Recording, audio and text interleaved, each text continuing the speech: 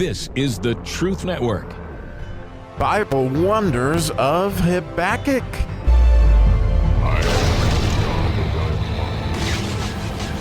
Oh, how I love miracle verses, and this is certainly one we get to talk about today. It's the 8th verse. Like so many miracles happened on the 8th day, and this is clearly very miraculous. And we are in the 2nd chapter of Habakkuk, and so when we look at the het verse, the 8th verse of the 2nd chapter, before we do that, I think it might be good to reflect for a minute on what we have been understanding. That, again, when we think of the letter het, we think of a marriage, and certainly our marriage to Christ. But what God has been teaching us here is that the righteous will live by faith. And so as you look at this particular verse, you can't help but note its connection to chapter 19 of Revelation, where we see the marriage supper of the Lamb, which is set about completely. It's interesting. I studied it this morning and noted that it was a break in faith. That idea of whoredoms in Babylon and all that stuff is what led to it, as we had talked about, in the 5th and 6th verses, that essentially when, we learn in the 4th verse that the righteous should live by faith. It's when we break faith that we end up with all these horrible situations, as the Antichrist, Adolf Hitler, you name it, that happens as a complete lack of faith.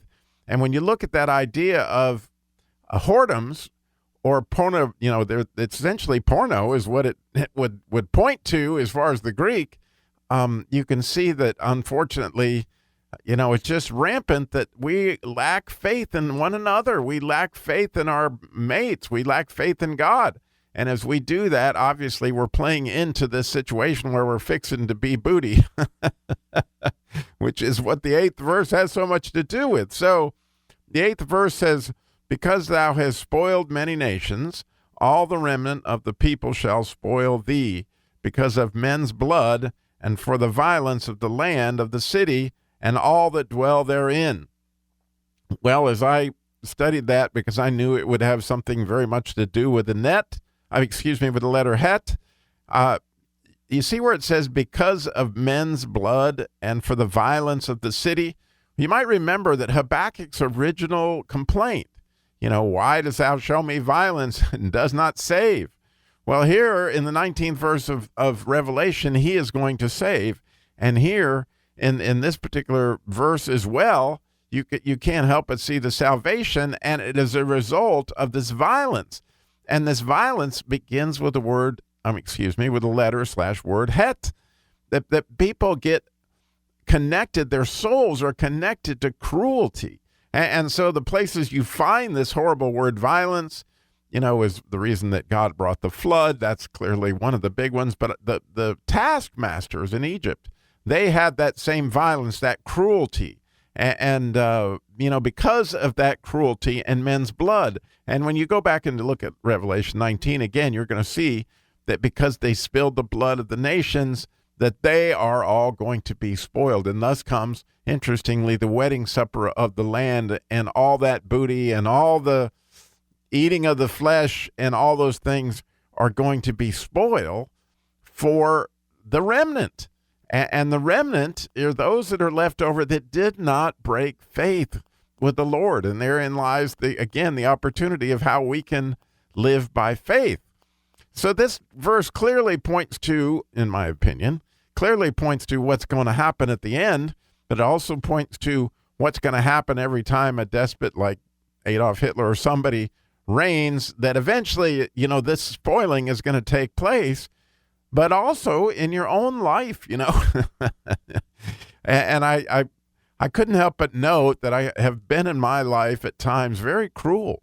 And I think, when I really think about the word cruel and how I can be cruel, like I was exceptionally cruel to my little brother at times. I seem to be united to it. And there's a sick pleasure that comes about being cruel to people. And sometimes we're cruel with our words on purpose. Sometimes we're cruel with our action on purpose, like just to hurt somebody, like we get some kick out of hurting people.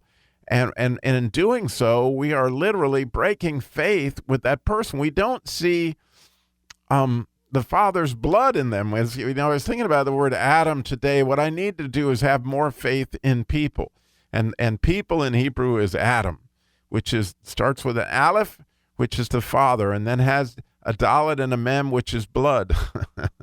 and every single man has the Father's blood, right? We all have Adam's blood in us, but more than that, we have God's blood in us, and because God's blood is in us, oh my goodness, how could we possibly be? It's bad enough we're cruel to animals, and I've certainly been cruel to animals, but to be cruel to another human being is certainly to break faith in the Father, because it's his blood. It's like you're true brothers and sisters. And as I was thinking about that, oh man, the times I would pick on my little brother, and even to this day, there are times when honestly I'm cruel to people in my household, in some sense, because I feel like I'm getting even or something with their behavior.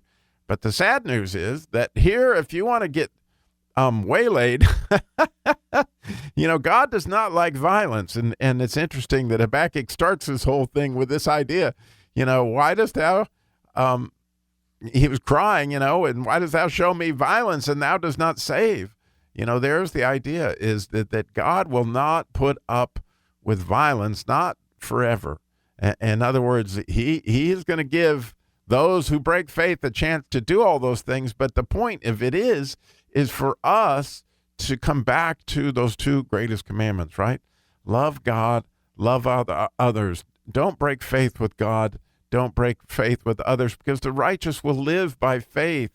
And as we treat our brothers and sisters right, then obviously not only do we end up not being booty, but we get to share in what God's going to do, and we let him do the saving, and we let him do the judging, as the case may be. Again, I think it's a great verse for introspection, to go, okay, if I'm going to end up at the marriage supper of the Lamb, it's going to have to take great faith. Not just great faith in God, but it's going to take great faith in other people, and that speaks back to the idea of grace, that I've got to have complete faith in my brothers and sisters, that they're my favorites. Just last night, I got really angry at a brother of mine and stomped out of the restaurant because he'd made me so mad. And as I was thinking about this verse this morning, I thought, well, I was truly being cruel to him on purpose. And so fortunately, I reconciled that situation before I went home that night, and I felt really bad. But it was just a lesson perhaps for me to how easy it is to break faith with somebody or to break faith with God. And again, all you're doing is setting yourself up to be booty. Because it's fascinating to me. The one last thing I will mention is the word booty here is a shin and a lamed. And that is the beginning of the word shalom. But it's interesting that the beginning of shalom is like there has to be some booty involved for you to get shalom. In other words, I don't know how all that works, but I have heard it said, and I think it's very true, there's a peace that only comes on the other side of war, and an understanding of how good God is on the other side of war to some extent. I'm not sure how all that works, but one thing's clearly the case, that the word shalom starts with a shin and a lamed, as does the word booty, as does the word three. There's a connection in all that, and it's wonderful stuff. Again, I am so grateful that you're listening, and just because you're listening, you're one of my favorites. I hope I'm one of yours. Thank you so much for listening. If you get a chance to share this, that would be wonderful. If God puts it on your heart, somebody that likes this, be sure and share it with them. Again, we're so grateful this day after Valentine's Day that we can talk about loving one another.